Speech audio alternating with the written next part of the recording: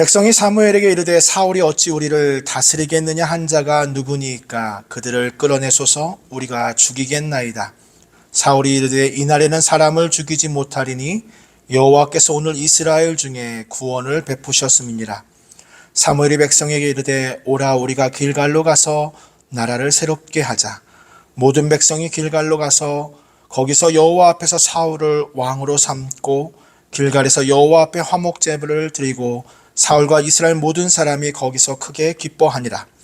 사무엘이 온 이스라엘을 이르되 너희가 내게 한 말을 내가 다 듣고 너 위에 왕을 세웠더니 이제 왕이 너희 앞에 출입하느니라. 보라 나는 늙어 머리가 휘어졌고 내 아들들도 너희와 함께 있느니라.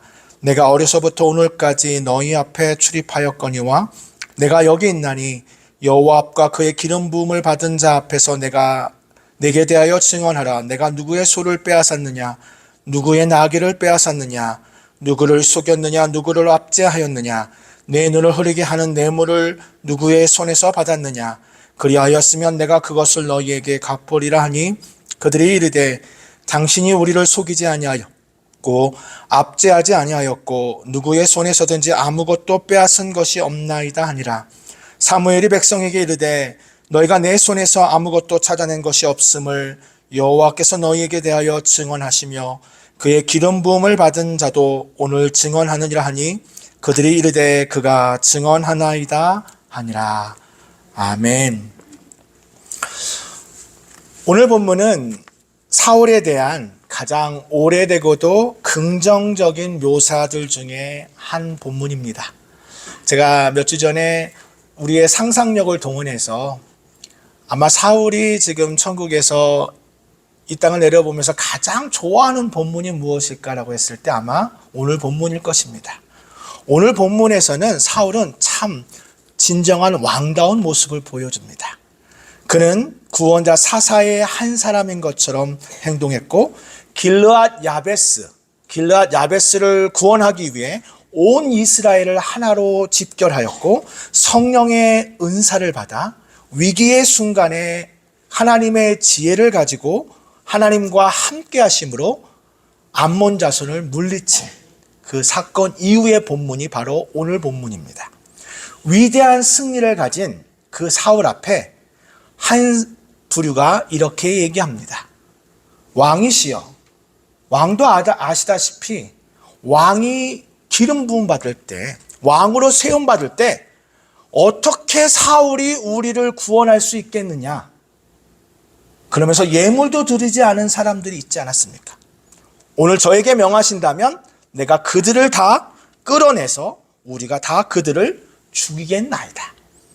이제 사울이 왕이 되었고 이제 위대한 승리를 갖추니까 사람들이 모여서 그때 그 사람들, 그 불량배 같은 사람들, 왕에게 예물도 드리지 않은 사람들을 가지고 우리가 그들을 끌어내서 그들을 죽이겠습니다 라고 말한 것입니다. 사울의 입장에서는 어떨까요?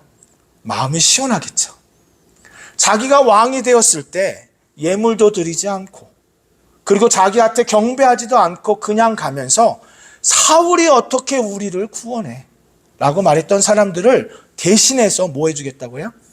복수해주겠다고 말하는 겁니다.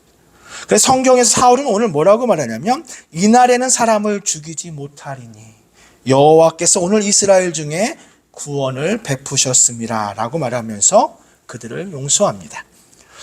그리고 오늘 후반부는 사울이 마지막으로 이스라엘 백성들에게 고별 설교를 하는 첫 부분입니다. 오늘 본문은 두 부분으로 구성되어 있는데 오늘 사울과 그리고 사무엘 이 두 사람을 통해서 그리스도인에게 요구되는 것이 무엇인지 저는 세 가지로 말씀드리고자 합니다. 첫 번째, 그리스도인에게 요구되는 것은 관용입니다. 오늘 전반부에 사울이 보여줬던 모습은 관용하는 모습입니다. 관용은 남을 너그럽게 받아들이거나 용서하는 것을 말합니다. 그리스도의 재림, 예수님께서 다시 오심을 기다리는 그리스도인에게 가져야 할 덕목 중에 하나가 바로 관용입니다. 사도 바울은 우리 주님께서 가까이 오신다라고 하는 이 주님의 재림을 이야기할 때마다 항상 이야기한 것이 바로 관용입니다. 빌립보서 4장 5절에도 보면 너희 관용을 모든 사람에게 알게 하라. 주께서 가까우시니라. 주께서 가까이 오시는 이때 그리스도인이 갖춰야 할 첫 번째 덕목은 관용입니다. 또한 이 관용은 교회 지도자들이 구비해야 할 성품 중에 하나가 바로 관용입니다. 디모데전서 3장 3절에도 지도자가 갖춰야 할, 교회의 지도자가 갖춰야 할 덕목 중에 하나로 관용을 말하고 있습니다. 성경은 특별히 왕을 이야기할 때 관용하는 부분에 대해서 이야기했는데, 오늘 본문에도 나오지만 나중에 다윗이 사무엘상 30장에 이제 다윗이 아말렉에 의해서 큰 고통을 당합니다. 제가 사무엘상 중에서 좋아하는 본문 중에 하나가 사무엘상 30장인데 이제 후반에 나중에 제가 말씀드리겠지만, 그때 다윗이 얼마나 힘들었냐면, 다윗이 한 번도 그렇게 사울에게 쫓기고 다녀도 한 번도 그런 표현을 한 적이 없어요. 근데 뭐라고 표현했냐면 울 기력이 없도록 울었다 그랬어요. 얼마나 울었는지 울 기력이 없도록. 심지어 다윗은 그때 어떤 고난을 당했냐면, 같이 함께했던 동고동락했던 사람들이 자기의 처와 자식들이 아말렉에 의해서 이제 포로로 잡혀가니까 다윗을 돌로 치려고 해요. 생각해 보세요. 그동안 함께했던 사람들인데 자신의 판단으로 인해서 자신의 처자식들이 포로로 잡혀가니까 돌을 들어서 다윗에게 치려고 해요. 다윗의 성경에 보니까 다급하였다고 그래요. 여기서 다급하였다는 건 다윗이 큰 위기에 처해 있고, 그리고 울 기력이 없도록 하나님 앞에 울어요. 물론 나중에 하나님께서 지혜를 주셔서 다윗에게 큰 은혜를 베푸셔서 아말렉을 쫓아갔고, 아말렉은 다윗 설마 쫓아올 거라고 예상하지 못했기 때문에 큰 패배를 당합니다. 근데 가는 길에 부솔 시내를 건너야 되는데 이미 백성들이 지쳐 있었어요. 백성들이 지쳐 있으니까 그 부솔 시내를 건너지 못한 거예요. 아말렉을 쫓아가서 아말렉에 잡혀간 자기의 아내와 처자식들을 구해야 되는데 일부 사람들이 너무 힘든 거예요. 200명이 지쳐서 못 가요. 그 시내를 못 건넌 겁니다. 그러나 건너간 백성들과 군인들과 함께 이제 다윗이 승리를 해요. 자, 이제 승리를 했습니다. 그랬더니 사람들이 뭐라고 말할까요? 오늘 우리가 이렇게 승리를 했는데 부솔 시내를 건너지 못한 백성들, 그러니까 아까 힘들어서 건너지 못한 백성들 있잖아요. 그 백성들에게 우리의 전리품을 나눠줄 수 없다. 우리가 왜 그들과 나눠? 그들은 부솔 시내를 건너지 못한 사람들이다. 그때 다윗이 이렇게 말합니다. 이게 사무엘상 30장에 나오는데요. 다윗이 이르되 나의 형제들아. 여기서 형제들은 부솔 시내를 건넌 군사들을 말합니다. 나의 형제들아, 여호와께서 우리를 보호하시고 우리를 치러 온 그 군대를 우리 손에 넘기셨은즉 그가 우리에게 주신 것을 너희가 이같이 못하리라. 즉 오늘 우리에게 아말렉 군대를 진멸하게 하신 분은 하나님이신데, 하나님이 우리에게 주신 전리품을 우리가 부솔 시내를 건넜기 때문에 건너지 못한 사람들에게는 나눌 수 없다고 하는 건 아니 된다. 왜? 여호와께서 우리 손에 넘겨주셨은즉 하나님이 주신 것을 너희가 이같이 못하리라. 다윗이 보여줬던 모습, 그리고 오늘 사울 왕이 보여줬던 모습. 사울 왕도 똑같이 이렇게 고백합니다. 사울이 이르되 이날에는 사람을 죽이지 못하리니 여호와께서 오늘 이스라엘 중에 구원을 베푸셨습니다. 암몬과의 전쟁에서 승리한 것이 누구예요? 하나님께서 우리를 구원하신 거기 때문에 오늘 우리가 이 승리 가운데 나를 모욕하고 나에게 예물을 드리지 않는 사람을 끌어내서 죽이는 이 일을 할 수 없다라고 사울은 관용을 베풀고 있다는 것입니다. 우리가 관용한 마음을 품을 수 있는 것은 우리가 하나님께 먼저 은혜를 받은 자이기 때문입니다. 우리가 먼저 하나님께 큰 은혜를 받은 자이기 때문에 우리가 갖고 있는 모든 것, 우리가 갖고 있는 승리가 하나님께로부터 온 것임을 깨달을 때 우리는 관용할 수 있습니다. 오스왈드 챔버스 목사님은 그리스도인의 생활에 있어서 주의해야 할 점을 이야기했는데 그 중에 하나가 뭐냐면 자연스러운 애착. 자연스러운 애착. 이게 무슨 말이냐면요. 제가 예를 하나 들어드리도록 하겠습니다. 제가 신앙생활을 하면서 항상 깨닫는 게 한 가지 있어요. 뭐냐면 대부분의 성도님들이 교회에 와서 예배 드릴 때 똑같은 자리에 앉는다는 겁니다. 거의 대부분 이쪽 편에 앉으신 분들은 거의 대부분 이쪽 편에 앉으세요. 이쪽에 앉지 않으세요. 이쪽 편. 그런데 그 자연스러운 애착이 좀 심한 분이 있어요. 저는 실제로 이런 분 봤어요. 저희 교회는 아니지만 왔는데 자기가 항상 앉던 자리에 누가 다른 사람이 앉은 거예요. 그래서 그 사람을 툭툭 칩니다. 일어서라고. 그 사람은 깜짝 놀랐죠. 내가 예배 드리러 왔는데, 그렇잖아요. 우리 교회 좌석에 번호가 있는 것도 아니잖아요. 그랬더니 이러는 거예요. 내가 이 자리에 30년 전부터 앉아 있었어. 그날 좀 늦었었나 봐요. 그날 자리에 늦었었는데 자기가 30년 동안 앉는 자리를 누가 앉았어요? 다른 사람이 앉으니까 진짜 이게 실제 있는 일입니다. 툭툭 쳐서 나가라고, 다른 자리에 앉으라고. 그 자리가 그 사람에게 뭐죠? 자연스러운 애착인 거예요. 자연스러운 애착이 잘못됐다 이렇게 말할 수는 없습니다. 그러나 자연스러운 애착이 우리의 삶, 그리스도인의 삶을 좌우해서는 안 됩니다. 우리가 살아가는 동안 우리가 더 좋아하는 것, 더 선호하는 것은 분명히 있습니다. 그러나 그 분명하게 좋아하고 자연스러운 애착이 그리스도인의 삶을 좌우해서는 안 됩니다. 관용하는 마음은 하나님의 성품입니다. 때로는 관용하고 싶지 않은 사람들이 있어도 우리는 관용의 마음을 품고 하나님 아버지께서 우리를 용서하고 관용하셨던 것처럼 우리도 관용해야 합니다.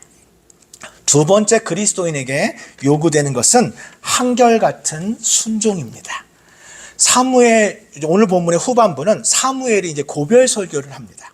이스라엘 백성들 향해서 고별 설교를 하는데 2절 말씀에 이렇게 말해요. 내가 어릴 때부터, 2절 말씀은 내가 어릴 때부터, 어려서부터 오늘까지 너희 앞에 출입하였다. 여기서의 출입하였다는 것은 뭐냐면 사사로서의 역할, 제사장으로서의 역할, 그 역할을 감당했다는 겁니다. 언제부터요? 어려서부터. 사무엘은 아주 어려서부터 하나님의 성전에서 엘리 제사장을 섬기는 일을 했습니다. 그의 의지와 상관없이 한나가, 즉 어머니가 서원한 일 때문에 그가 어렸을 때부터, 성경은 이렇게 말합니다. 사무엘상 2장에 사무엘은 어렸을 때부터 세마포 에봇을 입고 여호와 앞에 섬겼더라. 어려서부터 뭘 입었던 거예요? 세마포 에봇을 입고 뭘 한 거예요? 엘리 제사장을 섬긴 거예요. 아주 어릴 때부터. 성경은 뭐라고 하냐면 젖된 후에라고 해요. 한나가 젖을 뗀 후에 자기가 서원한 일을 젖을 뗀 후에 엘리 제사장에게 가서 내가 하나님 앞에 서원한 거라고 하면서 그 사무엘을 하나님 앞에 바칩니다. 그리고 사무엘은 그 순간부터 오늘 머리가 휘어져서 나이가 들어서 이제 늙어서 은퇴하는 이 시점에 뭐라고 말하냐면 내가 어려서부터 오늘까지 이렇게 너희 앞에 출입하였다고 말합니다. 잠깐은 섬길 수 있습니다. 잠깐은 순종할 수 있습니다. 근데 사무엘이 보여준 모습이 뭐냐면 한결같이 순종했다는 것입니다. 켄터키에 보면 저는 아직 가보지 못했는데요. 저도 마음 같아서는 우리 모든 우리 교회 성도님들과 함께 한번 가보고 싶은데 아크 인카운터라고 노아의 방주를 실제로 재현한 곳이 있습니다. 노아의 방주에 제가 가본 분한테 이야기를 들었는데요. 실제 노아의 방주의 제작 과정, 그리고 노아의 방주 안에 들어있는 것, 그 다음에 그 방주를 제작했던 모든 기록들이 다 담겨 있고 실제 사이즈래요. 근데 그 노아의 방주의 실제 사이즈가 어마어마하게 크대요. 근데 그 노아의 방주를 누가 지었죠? 노아가 지었습니다. 근데 제가 오늘 본문 말씀을 중에서 노아의 그동안 생각했던 건데 좀 간과했던 것이 한 가지 뭐냐면 노아가 그 방주를 짓는 그 기간에 대해서 지금도 신학적으로 논쟁을 해요. 왜냐하면 일부 학자들은 노아가 방주를 지은 기간이 120년이라고 말해요. 노아가 방주를 짓는 기간이 120년이라고 말하는 것은 창세기 6장 3절을 근거로 합니다.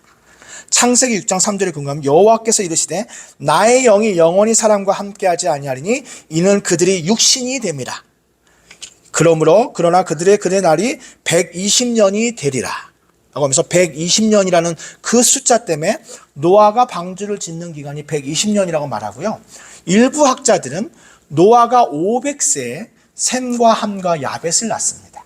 그리고 600세에 홍수가 일어나요. 그럼 몇 년이죠? 100년이죠. 그래서 100년 아닐 거라고 이야기해요.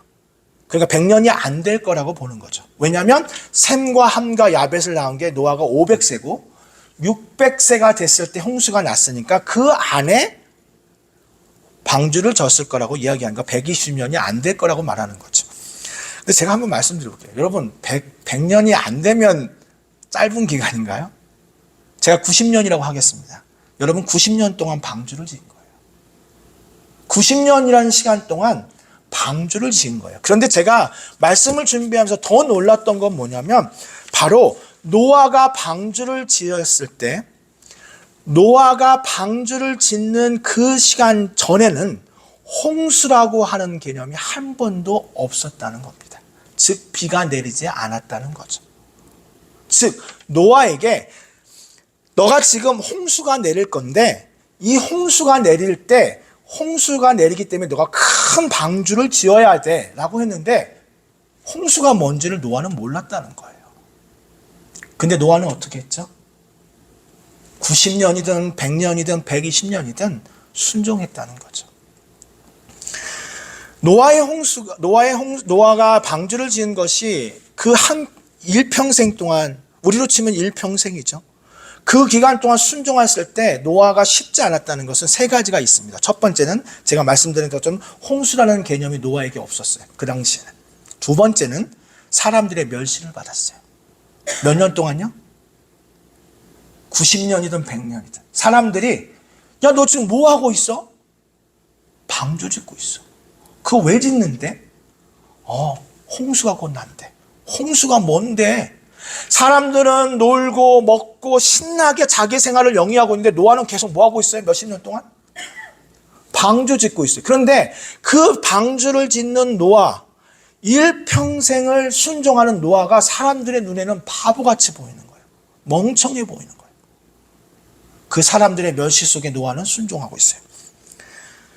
세 번째는 자신의 삶 전체를 헌신하는 일이에요. 노아 인카운트에 보면 그 방주가 굉장히 견고하고 아주 잘 지었다고 합니다. 물이 새지 않도록 노아의 그 방주를 잘 졌다고 해요. 그것은 노아가 그 기간 동안 파트타임으로 일한 게 아니에요. 전심으로 온 힘을 다해서 뭐만 짓고 있었던 거예요? 노아의 그 방주, 하나님께서 명령하신 그 방주만 일평생을 짓고 있었던 거죠. 파트타임이 아니라. 사람들은 멸시하고 홍수가 뭔지도 모르는데 단 하나의 이유, 하나님께서 그렇게 말씀하셨기 때문에. 사랑하는 성도 여러분, 그리스도인에게 요구되는 것은 바로 한결같은 순종입니다. 잠깐은 순종하는 것이 아니라 1년을 순종하는 것이 아니라 일평생 순종해야 할 줄 믿습니다. 그런데 우리의 모습은 어떻습니까? 한 1년만 헌신하면 그 헌신을 일평생 울거먹습니다. 저도 지금은 잘 이야기하지 않는데 예전에 제가 자랑 삼아 지금 생각하면 참 자랑처럼 이야기한 것 같아요. 제가 미국에 유학 오기 전에 유학 갈 돈을 마련하기 위해서 영어학원에서 강의를 했습니다. 영어학원에서 강의를 했는데 생각보다 제가 강의를 좀 잘했었나 봐요. 좀 인기가 얻었어요. 그래서 영어학원 강의뿐만 아니라 과외도 많이 들어왔었어요. 그래서 이 돈을 벌어서 이제 유학을 가야겠다라는 마음으로 제가 한 5년 동안 학원에서 강의를 했었습니다. 근데 그 기간 동안 갑자기 제 안에 어떤 마음이 들었냐면, 내가 이렇게 그래도 신학교를 간다고 하는, 신학교를 가고 주님의 종이 된다고 준비하는데 그냥 돈 버는 일에만 매진하면 되지 않겠다 싶어서 제가 지역사회를 봉사할 수 있는 일이 뭔가 봤는데 그 당시에 그 노원구였는데요. 노원구의 독거 노인들한테 무료 반찬을 이제 드리는 겁니다. 그러니까 복지관 같은 데서 반찬을 만들면 그 반찬을 배달하는 거예요. 왜냐하면 독거 노인들이 와서 거기까지 와서 반찬을 받을 수 없으니까 그 반찬을 들고 그 집을 방문해서 반찬을 일주일에 2번씩 드리는 거예요. 그래서 일주일에 2번씩 제가 그때 당시에는 차가 없었기 때문에 그걸 다 들고 집집마다 이제 그 반찬을 배달한 거죠. 일주일에 2번씩. 근데 그래서 이제 제가 그 구청에 상도 받았어요. 봉사상 같은 상도 받았는데 제가 그거를 하면서 나중에 그 얘기를 많이 하더라고요. 이렇게 좀 자랑처럼 많이 이야기를 하더라고요. 근데 제가 몇 년 했냐면요. 2년 했어요. 그렇게 긴 기간이 아니에요. 근데 2년 동안 한 것만 가지고도 계속 제가 막 굉장히 헌신한 것처럼 이야기하고 있더라고요. 지금 노아는 몇 년 했다고요? 100년이에요. 100년. 100년을 하나님 앞에 헌신한 그 한결같은 헌신. 근데 우리의 모습은 어떻습니까? 조금만 1년만 헌신하면 2년만 헌신하면 그걸 가지고 일평생 내가 헌신한 사람처럼 이야기하지 않을 때가 많지 않습니까? 사울도 오늘 본문에서 이렇게 보여줬던 이 순종, 정말 이 순종의 모습을 일평생 한결같이 순종했다면 얼마나 위대한 왕이 되었습니까? 근데 오늘 본문에서 하나의 중요한 장소가 나오는데요. 바로 길갈이라고 하는 장소입니다. 사무엘이 이제 사울이 그렇게 표현하고 나니까 오늘 여호와께서 우리를 구원하셨다라고 이렇게 관용을 베풀어요. 근데 사무엘이 갑자기 이렇게 표현해요. 우리 다 같이 길갈로 가자. 길갈로 와서 오늘 그게 14절 15절로 나오는데요. 사무엘이 백성에게 이르되 오라 우리가 길갈로 가서 나라를 새롭게 하자라고 길갈로 가자고 해요. 저는 사무엘이 사울을 얼마나 사랑했는지 사울을 데리고 길갈로 데려가는 건 이유가 있었습니다. 왜 그러냐면요. 길갈이요. 이스라엘 백성들이 여리고 그 강, 요단강 있잖아요. 요단강을 건너고 나서 첫 번째로 정착한 곳이 어디예요? 길갈이에요. 거기서 처음으로 할례를 했고요. 그리고 12개의 돌, 각 지파를 상징하는 12개의 돌을 기념비로 세운 곳이, 여호수아가 기념비로 세운 곳이 바로 길갈입니다. 길갈의 뜻이 뭐냐면요. 굴러가다는 뜻이 있어요. 굴러가다. 굴러갔다는 뜻이 뭐냐면 여호수아에서 뭐라고 말하냐면 애굽에서 종살이 하던, 애굽에서 노예처럼 종살이 하던 이스라엘 백성들의 그 수치를 굴러가게 했다. 즉 수치를 하나님께서 굴러가게 했다고 표현한 곳이 바로 길갈이에요. 길갈은 아주 역사적으로 큰 의미가 있는 장소였습니다. 그 길갈이라고 하는 장소에 온 백성을 사무엘이 데리고 가서 거기서 나라를 새롭게 하면서 사울에게 그 의미를 부여한 거죠. 종살이 하던, 애굽에서 노예였던 우리를 하나님의 권능의 손으로 길갈로 그 요단강을 건너서 거기서 할례 받고 언약 백성으로 12개의 기념비 그 돌을 세운 길갈에서 다시 나라를 새롭게 하는 그 마음을 사무엘이 사울에게 알려주셨는데 오늘 본문 바로 다음 13장에 사울은 길갈에서 하나님께 버림받습니다. 그것도 한 번이 아니라 2번. 오늘 본문에서 보여줬던 11장, 12장에서 보여줬던 이 사울의 모습이 불과 시간이 지나지 않은 13장에서 사울은 하나님께 불순종하는 모습을 보여요. 그래서 그 길갈에서 사무엘에게 버림받습니다. 그 장소가 바로 길갈이에요. 사랑하는 성도 여러분, 그리스도인에게 요구되는 것은 무엇입니까? 한결같은 순종인지 믿습니다. 일평생 하나님 앞에 순종하는 저와 여러분 되시기를 주님의 이름으로 축원합니다. 마지막으로 그리스도인에게 요구되는 것은 도둑질하지 않는 삶입니다. 도둑질하지 않는 삶.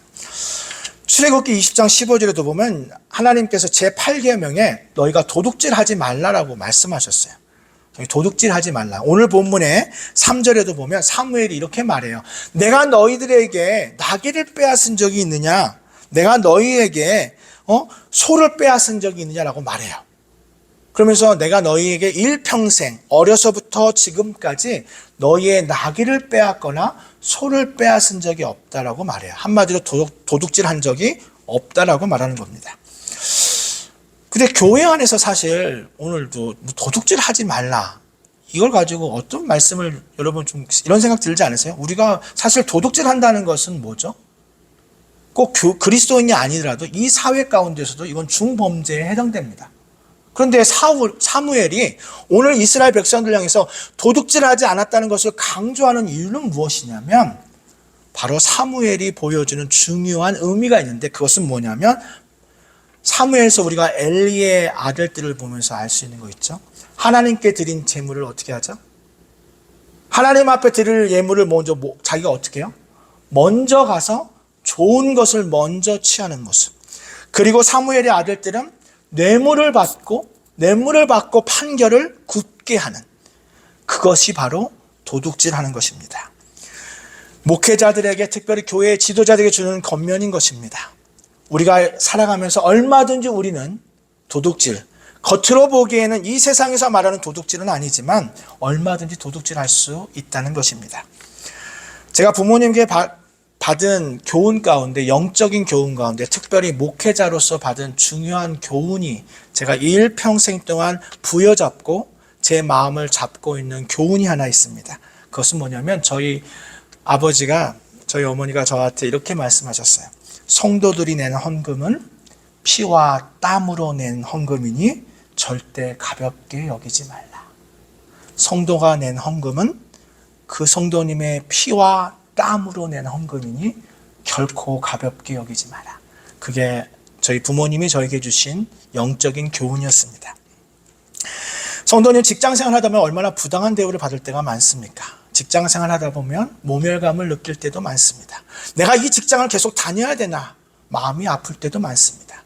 그럼에도 불구하고 힘들고 어려운 가운데 이곳에 와서 하나님 앞에 드린 이 예물을 목회자로서 결코 가볍게 여기면 안 된다는 것입니다.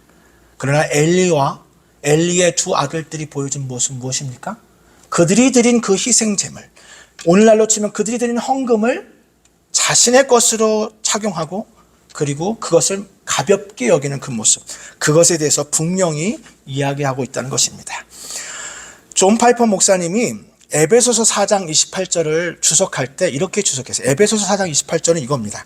도둑질하는 자는 다시 도둑질하지 말고, 너희 중에 도둑질하는 자는 다시 도둑질하지 말며 가난한 자에게 구제할 수 있도록 자기 손으로 수고하여 선한 일을 하라. 자기 손으로 수고하여 선한 일을 하라. 존 파이퍼 목사님이 이야기한 이 영적인 원리, 도둑질하지 말라는 것은 오늘 사무엘이 이야기한 것과 같습니다. 여기서 말하는 도둑질하지 말라는 것은 우리가 흔히 말하는 도둑질하지 말라, 그런 의미를 넘어선 것입니다. 그것은 무엇이냐면 바로 존 파이퍼 목사님은 세 가지로 이야기했는데요. 뭐냐면 물질을 얻기 위해 그리스도인이 하는 세 가지 행동입니다. 물질을 얻기 위해 도둑질을 한다. 그러니까 물질을 얻기 위해서 도둑질한다. 이것은 오늘날로 보면 중범죄죠. 근데 대부분의 그리스도인은 뭐냐면 물질을 얻기 위해 일을 한다. 이게 두 번째예요. 대부분 여기에 속해 있습니다. 근데 존 파이퍼 목사님이 그리고 사무엘이 오늘 이야기한 건 너희가 도둑질하지 말라. 내가 너희가 도둑질한 적이 있냐라고 말하는 것은 세 번째인데 그것은 뭐냐면 구제하기 위하여 물질을 얻으려고 일을 한다. 뭐 하려고요? 구제하기 위해서 물질을 얻기 위해 일을 하는 삶. 이게 바로 오늘 본문에서 말하는 도둑질하지 말라는 것입니다. 내가 열심히 노력해서 돈을 번 것도 맞지만 이것이 하나님께로부터 온 것이기에 이것을 위해 구제하기 위하여 물질을 얻기 위해 일을 한다는 것입니다. 그래서 에베소 4장 28절 말씀처럼 가난한 자에게 구제할 수 있도록 자기 손으로 수고하여 선한 일을 하라. 사무엘이 오늘 이 마지막 고별 설교에서 이야기한 것은 1번, 2번의 삶을 넘어서 3번의 삶, 즉 구제하기 위하여 물질을 얻기 위해 일을 하는 이 삶을 살도록 부추기는, 권면하는 것이 바로 오늘 세 번째 도둑질하지 말라는 것입니다. 사랑하는 성도 여러분, 우리 모두 다 하나님께서 주신 그것을 가지고 열심히 일을 하여 구제하는 일에 헌신하는 저 여러분 되시기를 주님의 이름으로 축원합니다. 그뿐만 아니라 우리 열심히 좀 운동 좀 했으면 좋겠습니다. 왜 열심히 운동? 제가 말씀을 준비하면서 좀 결단한 게 있어요. 한 가지. 그게 뭐냐면 제가 운동을 좀 해야겠다. 나중에 제가 몸짱이 되면 왜 운동을 해야 되냐고 생각했냐면요. 제가 사실은 최근에 느낀 게 뭐냐면 저희는 본당을 지금 사용하기 때문에 본당을 세팅을 좀 바꿔야 하는 그런 상황이 있습니다. 매번 본당을 쌓아서. 근데 이게 해봤자 한 3, 40분밖에 안 걸리는 그렇게 큰 어려운 일은 아닙니다. 근데 이 어렵지 않은 일을 하는데도 힘이 쫙 빠지는 거예요. 별거 어렵지 않은데. 그리고 제가 새벽마다 기도할 때마다 느끼는 게 뭐냐면, 좀 이제 힘이, 그래서 제가 왜 운동을 하냐면요. 왜 몸짱이 들어가냐면, 열심히 교회 일 하려고. 할렐루야. 열심히 더 주님의 일을 헌신하는데 조금 더 지치지 않기 위해서. 3, 40분이 아니라 2시간, 3시간, 10시간을 교회를 위해 일을 해도 지치지 않는 체력이 필요하겠구나. 우리 모두 다 우리가 할 수 있는 그 모양대로 열심히 운동해서 하나님 나라를 위해 크게 쓰임받는 저와 여러분 되시기를 주님의 이름으로 축원합니다. 기도하겠습니다. 사랑의 하나님, 오늘 주신 하나님의 말씀을 통해서 그리스도인에게 요구되는 것이 무엇인지 밝히 보여주시니 감사합니다.